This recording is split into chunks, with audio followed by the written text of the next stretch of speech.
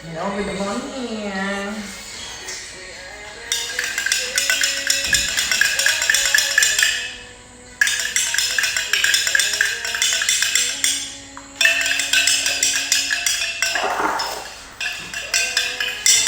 Yan, ito po yung aking barley. Quando non mi sento bene, sono debole, prendo questa. Kaya, mga suki, may publicita agad yan, no? Yan, ito po yung barley ko. Medyo debole dahil sa 1 week na workout. Ano ba yan? Saka hindi, minsan kasi pag yung may dinadamdam ka, diba? Dinadamdam na hindi naman karamdaman ko. Humihina yung ating system. Ayan. Kapag hindi ka nakakatulog, diba? Kailangan po natin ang resistensya. So, isinasama ko po dito ay vitamin B na kulay. Yung pong malunggay. Ano ba yan? Malaka ko dito ay nandun sa kwarto. Yan, inumin ko muna po ito. Tapos, pwede po kayong mag-coffee. Kaya bili na kayo ng aking barley. Tapos yung aking... Gusto mo start ka ng kape? Ha?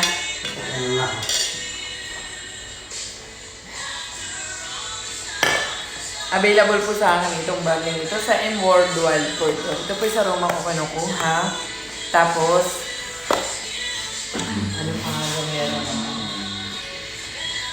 Wala na ako dito.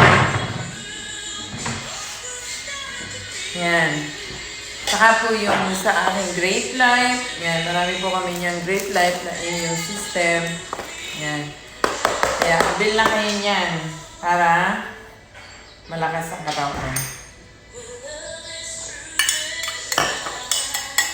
Ama po kasi magkaroon dito sa leche, kaya meron po siyang capsule. Na bali, ang capsule ay ano ba yun? 100 capsule siya.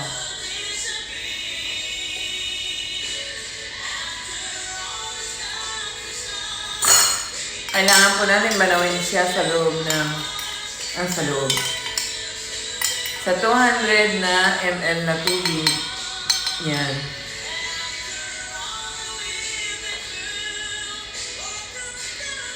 Sobrang lang yata yung nilagay ko 3 siya ito.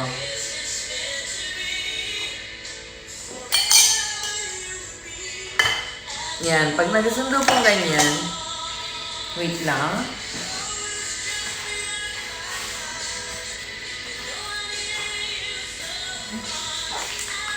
Ang dami ko kasing abubot dito.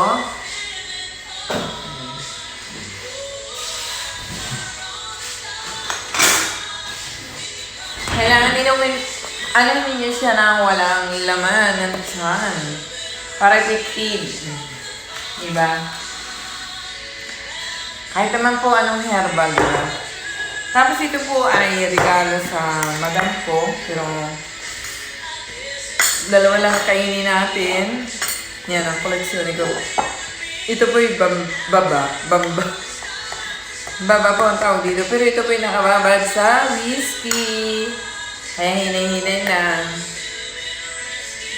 Paborito ko siya eh. Kasi matamis na may. Pero mamaya po kasi uminom ako nun.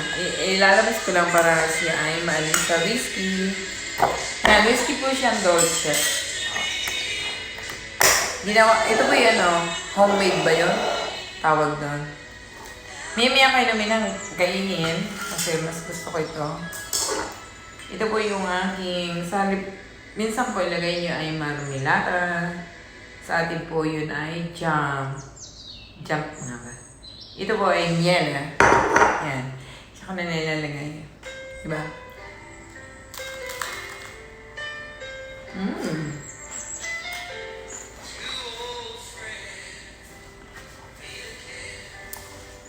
Kailangan tranquilo po tayo kumakain.